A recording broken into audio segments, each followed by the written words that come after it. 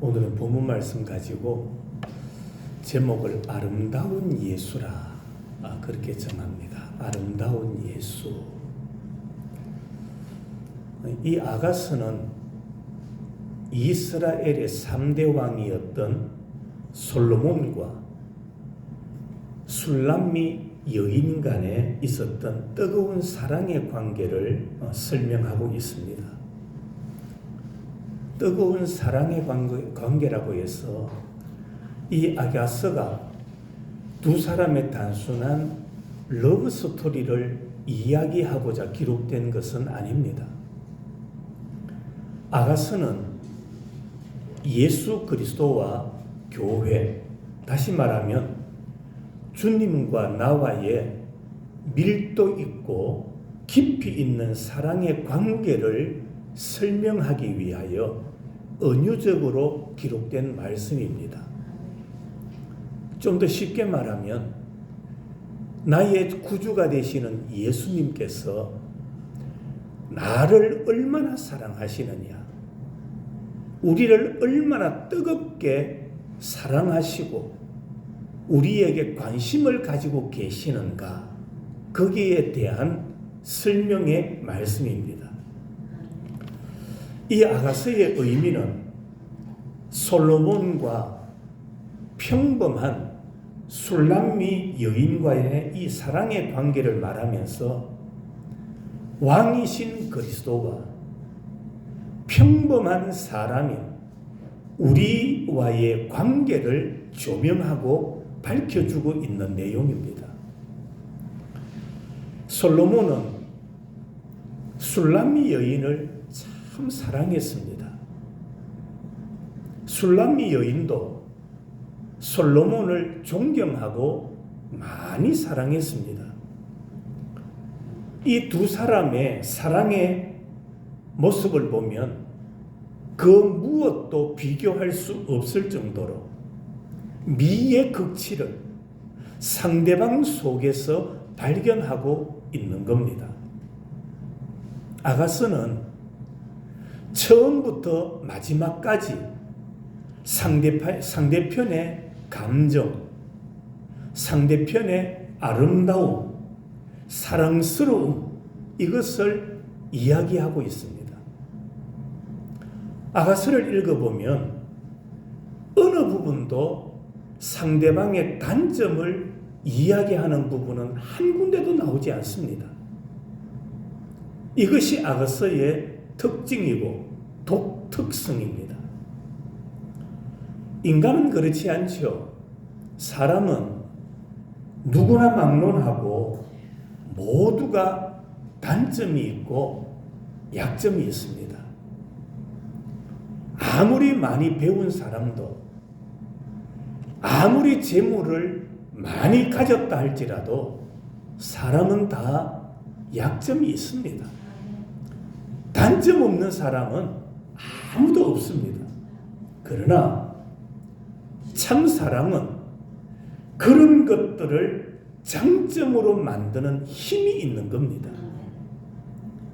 단점이 있어도 참 사랑은 단점을 단점으로 보는 것이 아니라 장점으로 보게 된다는 것이죠. 이 단점을 아름다움으로 미화시키는 능력이 참 사랑에 있다라는 겁니다. 아가스를 살펴보면 솔로몬과 술람미 여인은 여러 가지 면에서 격차가 참 크다라는 것을 우리가 발견하죠. 여러분들 자녀들을 양육해서 그들을 출가시킬 때 신랑과 신부의 가문이, 신랑과 신부의 자란 배경이, 그들의 학벌이 너무 격차가 크면 좋다고 합니까? 좋지 않다고 합니까? 좋지 않다고 말합니다. 그래서 사람들은 어떤 사람을 만나라고 말합니까? 비슷한 사람을 만나라, 그렇게 이야기하지요. 그런데 지금 사랑의 노래를 부르고 있는 솔로몬과 술람미 여인 간의 관계는 그렇지 않습니다. 한번 보세요. 솔로몬은 어떤 사람입니까? 왕족입니다. 현직 왕이지요. 그리고 유명한 통치자 다윗 왕의 무엇입니까? 아들이었습니다. 이게 솔로몬의 신분입니다. 그런데 술람미는 그렇지 않았어요. 술람미는 이방 여인입니다. 이방 여인일 뿐만 아니라 그의 피부가 어떠했느냐? 검었다라고 말씀하고 있습니다. 세상적으로, 인간적으로 보면 왕족, 현직 왕, 그와 이방 여인 간의 만남, 이것이 과연 성사가 될 수가 있을까요? 이들의 관계 속에서 참 사랑을 발견할 수 있을까요? 그러나 성경은 그들의 격차가 큰 상황 속에서도 진실된 사랑을 우리에게 말씀해 주고 있는 겁니다.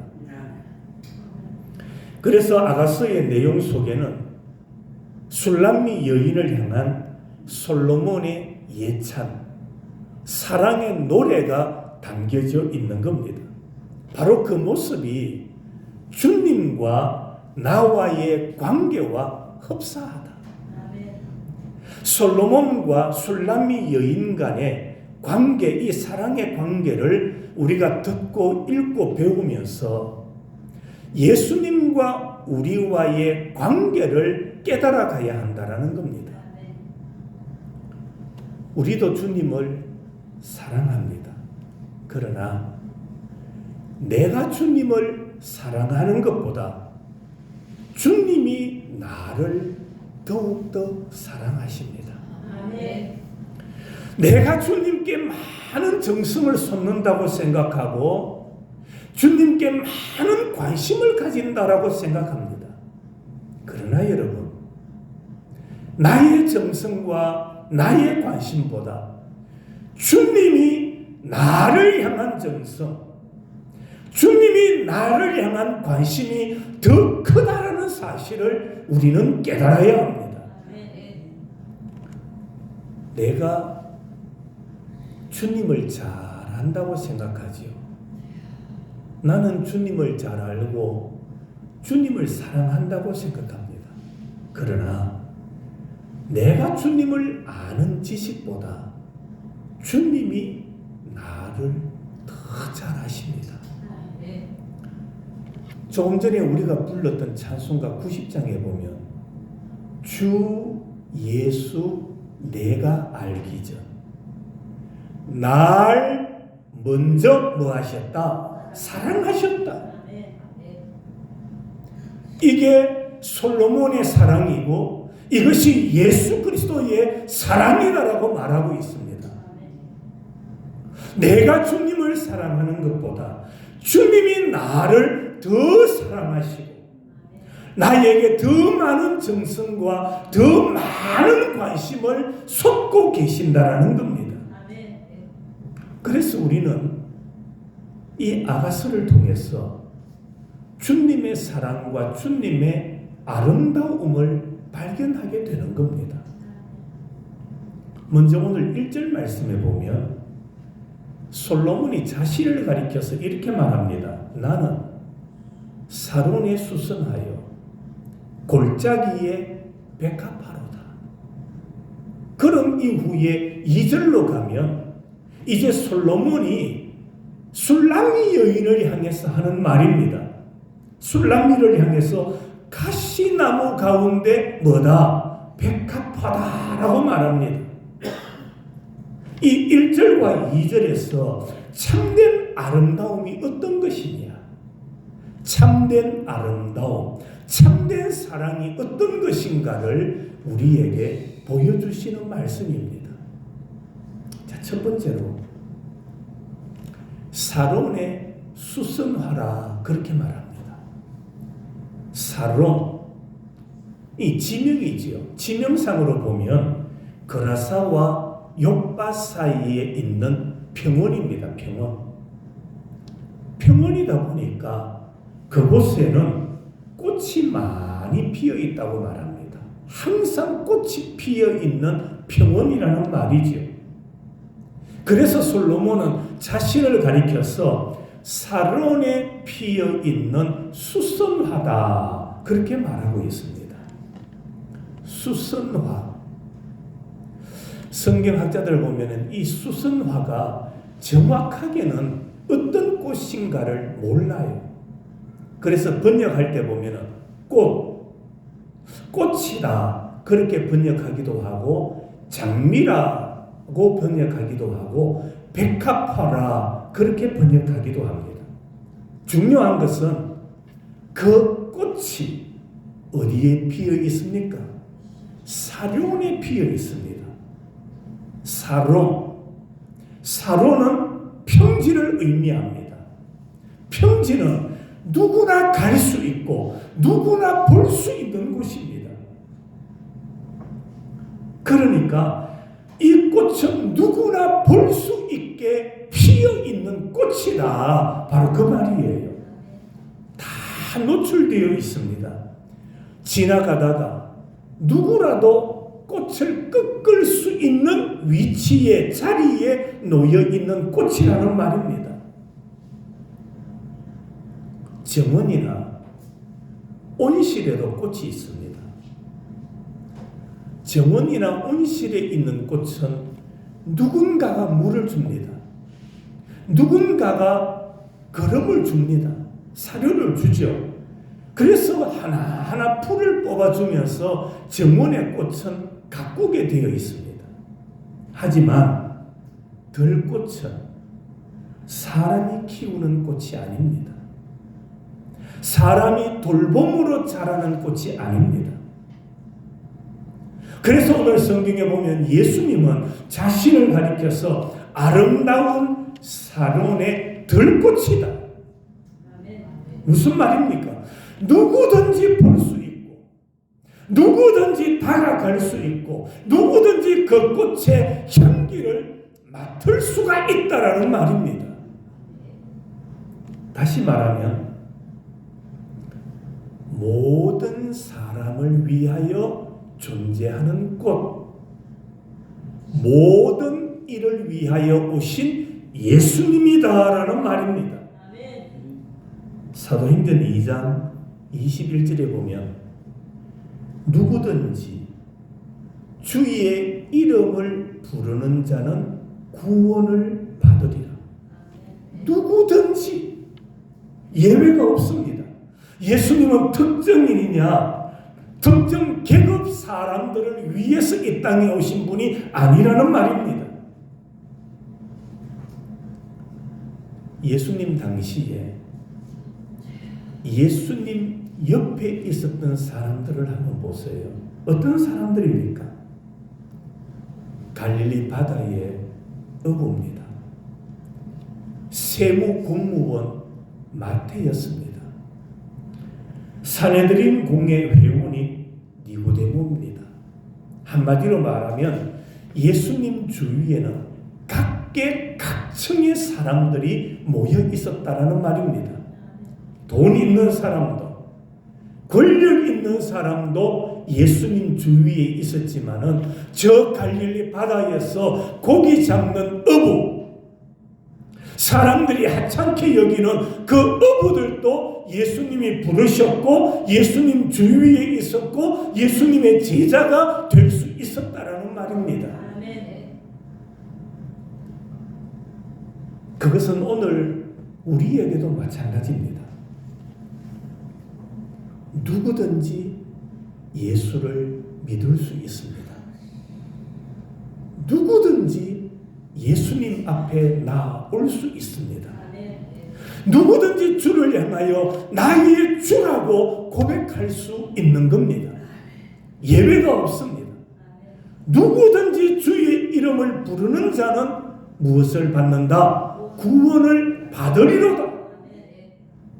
그러므로 교회는 누구라도 찾아올 수 있어야 되고 누구라도 그 품에서 예수님의 품에서 평안을 누릴 수 있어야 합니다. 왜? 예수 그리스도는 샤론의 수성화이시기 때문입니다. 평온에 있는, 평지에 있는, 누구나 다가갈 수 있고 누구나 볼 수 있고 누구나 향기를 맡을 수 있는 들꽃 예수 그리스도이시기 때문이라는 말입니다. 두 번째로는 골짜기의 백합화라고 했습니다. 골짜기의 백합화. 골짜기의 백합화는 산 위의 백합화보다 훨씬 더 아름답다고 합니다. 그 이유가 뭐냐? 골짜기에는 항상 뭐가 있습니까? 물이 있습니다. 산 위는 메말라도 골짜기에는 물이 있습니다. 태양의 열기가 덜 쬐는 곳이기 때문입니다. 그러나 일반적으로 골짜기는 낮은 곳을 의미합니다. 어떤 곳? 낮은 곳, 습하고 어두운 곳을 의미하는 말입니다. 그래서 오늘 본문에서 말하는 이 나는 골짜기의 백합화다, 이 말씀은 나는 산등성 위에 고고하게 피어있는 꽃이 아니라 낮고 낮은 골짜기에 피어있는 백합화다, 그 말씀이에요. 그러니까 이 말씀의 뜻은 말합니다. 낮은 곳에 핀 꽃이다. 낮은 곳. 여러분, 높은 곳에 핀 꽃은 높은 곳에 올라가야만 볼 수 있습니다. 그렇죠? 저 교회 뒷동산에 꽃이 피어 있습니다. 아래 길에서는 보이지 않습니다. 보려면 어떻게 해야 됩니까? 올라가야 됩니다. 그러나 낮은 곳에 핀 꽃은 그렇지 않습니다. 내려가면 됩니다. 내려다보면 보이는 꽃이라는 말입니다. 예수님은 하늘에서 골짜기와 같은 세상에 내려오신 분이시다, 이 말입니다. 여러분, 인간이 모여 사는 이 세상은 마치 무엇과 같으냐? 골짜기와 같습니다. 어둡습니다. 어두운 사건들이 얼마나 많이 일어납니까? 골짜기는 시끄럽습니다. 여러분, 하루만 자고 일어나도 시끄러운 소식들이 얼마나 많이 들려지고 있습니까? 어둡고 추한 곳이 세상입니다. 그것은 인간의 마음이 마치 골짜기처럼 어두워졌기 때문입니다. 골짜기에 핀 백합화. 이 말은 절망과 실패와 슬픔과 고통의 골짜기에 예수님께서 백합화로 오셨다라는 말입니다. 여러분, 골짜기의 백합화는 낮에도 피어 있고 밤에도 피어 있습니다. 골짜기의 백합화 되시는 예수님은 우리에게 낮에도 은혜를 베풀어 주시고 밤에도 은혜를 베풀어 주신다. 골짜기 백합화 되신 예수님은 우리에게 낮에도 축복하시고 밤에도 축복하신다. 우리가 예수님의 이름을 부르면 예수님은 밤에도 응답하시고 낮에도 응답하시는 예수님이심을 믿으시기 바랍니다. 예수님께는 낮과 밤이 따로 없습니다. 그래서 우리는 골짜기의 백합화를 바라보며 힘을 얻어야 되고 위로를 얻어야 되는 겁니다. 예수님은 자신을 가리켜서 샤론에 수선하여, 두 번째로 골짜기의 백합화다라고 1절에서 말씀했습니다. 세 번째로 2절에 보면은 이제 가시나무 가운데 백합화라고 말했습니다. 가시나무 가운데 백합화. 이 말은 솔로몬이 술람미 여인을 가리켜서 한 말입니다. 가시나무 가운데 백합화. 그것은 오늘날 고난받는 교회를 의미합니다. 고난받는 교회. 그리고 고통과 시련을 견뎌내며 주님을 사랑하는 모든 사람을 지칭하는 말입니다. 가시나무. 여러분, 가시나무는 과실수가 아닙니다. 가시나무는 정원수도 아닙니다. 여러분, 어느 누가 정원을 아름답게 가꿔놓고 그곳에 가시나무를 심겠습니까? 그런 사람 없습니다. 가시나무를 돌보고 전지해 주는 사람은 아무도 없습니다. 가시나무는 생김새부터 흉합니다. 그리고 사람을 핥힙니다. 사람을 찌릅니다. 쉽게 말하면 해로운 나무입니다. 불이 나보세요.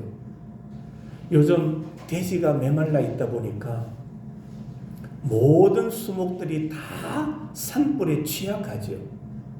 하지만 가시나무는 더합니다. 잘 탑니다.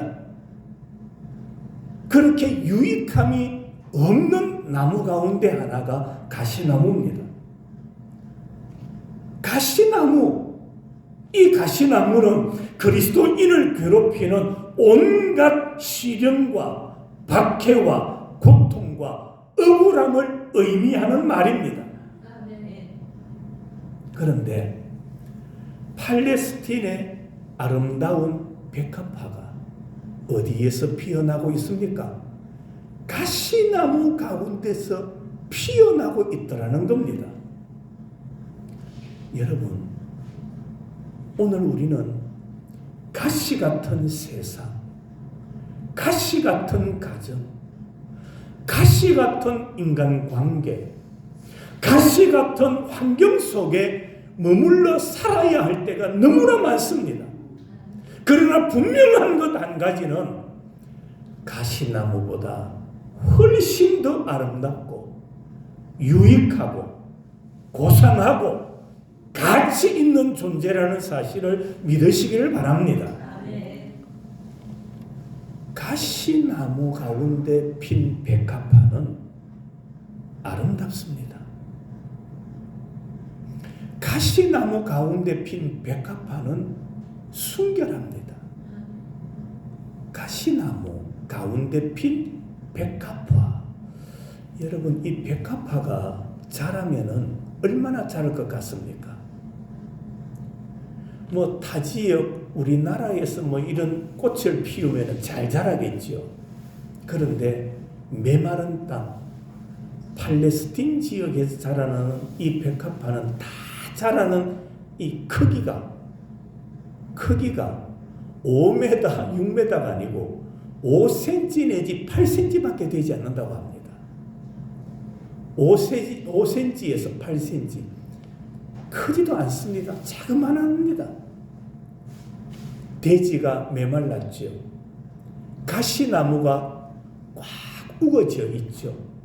그곳에서 백합화가 어떻게 크게 자랄 수 있겠습니까?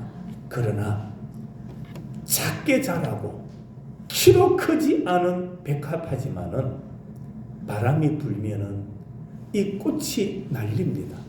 꽃이 흔들립니다. 흔들리고 흔들리다 보니까 꽃이 어디에 찔리게 됩니까? 가시나무에 찔리게 됩니다. 가시나무에 찔리면서 나오는 그 진액의 향기는 그 키보다는 말할 수 없을 정도로 멀리 그 향기가 퍼져나가더라는 겁니다. 또 하나, 이렇게 아름다운 향기를 가진 백합화가 꽃이 어떻게 피어 있느냐? 꽃 머리가 땅을 향하고 숙여져 있다라는 겁니다. 여러분, 향기가 진하다고 해서 자기를 드러내고 자기를 알아달라고 말하는 백합화가 아닙니다. 낮은 땅, 겸손하게 아름다운 향기를 가지고 있음에도 불구하고 고개를 숙인 겸손함의 모습을 우리에게 보여주고 있는 겁니다. 가시나무 가운데 백합화. 오늘 우리 성도들은 예수의 향기를 드러내고 섬기고 나눈다 할지라도 자기를 드러내는 자가 아니라 고개를 숙이는 겸손한 자가 되어야 한다는 것을 이 백합화를 통하여 우리에게 말씀해 주고 있는 겁니다.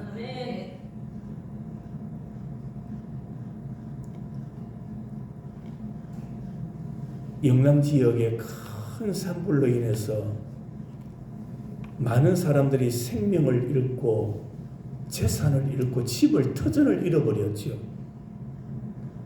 어제 아래부터 보니까 성금을 이렇게 내시더라고요. 어느 기업에서는 성금을 내는데 얼마를 냈느냐? 10억을 냈답니다. 10억.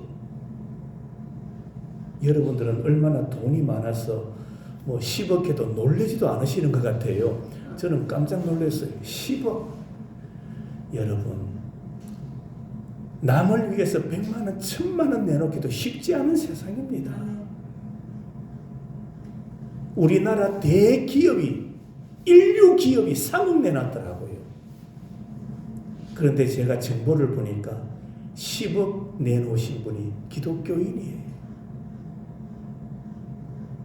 우리나라 유명한 가수, 이 그룹 가수인데 일부는 지금 군에 가 있고 밖에서 혼자 활동하는 어느 가수가 10억을 내놨어요. 놀랍지 않습니까? 타인을 위하여 섬기고 타인을 배려하고 타인에게 나누어 준다 할지라도 성경은 말합니다. 너를 드러내려 하지 말고 백합화처럼 고개를 숙이는 자가 되라. 겸손한 자가 되라. 섬겼다고 나를 알아달라고 고집 부리지 말고 그것까지도 주신 이가 하나님이시니 그것까지도 줄 수 있게 나를 풍요롭게 하신 이가 하나님이시니 겸손한 자가 되라. 이것이 바로 가시나무 가운데 백합화라는 사실을 우리는 깨달아야 됩니다. 여러분, 세상의 사람들은 자기를 알아달라고 하소연하고 있습니다. 내가 이만큼 했다. 내가 과거에는 그런 사람들 얼마나 많은지 모릅니다. 교회 안에 보면 목사님, 과거에 제가 교회를 건축하는데 이만큼 일을 하고 이만큼 헌금하고 그랬습니다. 자랑하는 분들 많습니다. 그러면 지금은 어떻다는 겁니까? 과거를 자꾸 자랑하는 사람은 현재 아무것도 안 한다는 말입니다. 여러분, 오늘도 우리는 가시나무 같은 세상을 살아가고 있습니다. 우리가 똑같이 가시나무가 되면 안 됩니다. 우리는 향기와 아름다움을 바라는 백합화가 되어야 합니다. 복음성에 보면 이런 노래가 있죠. 동남풍아 불어라, 서북풍아 불어라, 가시밭에 백합화 예수 향기 날리니 할렐루야 아멘. 가시밭에 백합화 예수 향기 날리니 할렐루야 아멘. 여러분, 우리는 가시나무 같은 세상에 살지만 이 세상에서 백합화의 향기를 드러내며 그 향기를 바라면서 살아가는 자가 되어야 합니다. 요즘 SNS를 보니까 어느 한 남자가 이렇게 지나가는데 여성들이 되게 호기심 있게 쳐다보더라고요. 그런데 저게 무슨 장면일까 제가 쭉 보니까 향수 자량이에요. 향수. 그 남자가 어떤 향수를 뿌렸는 것 같아요. 그러니까 그 향기가 너무 좋아서 지나가니까 사람들이 쳐다보면서 향이 좋다, 흐뭇하게 그 향기를 맡고 있더라고요. 우리 그리스도인들이 향기를 드러내는 자가 되어야 돼요. 아멘. 가시나무 같은 이 세상이지만 여러분의 삶에 가시 같은 일들이 수없이 일어나지만은 인간관계 속에서 가시나무 같은 일들이 많이 발생하지만 그럼에도 불구하고 우리는 그곳에서 뭐가 되어야 되느냐? 백합화의 향기를 드러내는 자가 되시기를 축원합니다. 예수님은 가시나무 가운데 흰 백합화라고 했습니다. 나도 우리도 가시나무의 가운데 피어있는 한 송이 백합화가 되시기를 축원합니다. 거기서 주님의 향기를 날리면서 주님의 아름다움을 드러내면서 살아가는 자, 그 사람이 바로 솔로몬 왕이 사랑했던 술람미 여인이었고 예수님이 사랑하시는 오늘 이 시대의 성도들의 모습이어야 한다는 겁니다. 좋은 건 먹고 부자로 살면서 향기를 드러내는 것은 누구나 할 수 있겠지요. 좋은 건 먹고 부자로 살면서도 추한 냄새를 남기는 사람들도 많습니다. 그러나 좋은 건 먹고 좋은 환경에서 좋은 영향력을 끼칠 수 있는 것은 누구나 할 수 있겠지. 그러나 가시나무 같은 세상, 가시나무 같은 환경, 내가 믿었던 사람에게 배신을 당하고 내가 믿었던 사람으로부터 불평의 말이 들려온다 할지라도 그곳에서 나는 향기를 바라는 백합화가 되어야 합니다. 그것이 바로 진정한 예수 그리스도를 믿는 하나님의 자녀들의 모습이기 때문입니다. 우리 모두 이번 한 주간도 가시나무 가운데 피어있는 한 송이 흰 백합화가 되셨어. 가시 같은 세상에서 그리스도의 향기를 드러내고 예수 믿는 사람으로서의 아름다운 덕을 드러내며 살아갈 수 있는 복된 성도들이 되시기를 주님의 이름으로 축원합니다. 기도하겠습니다.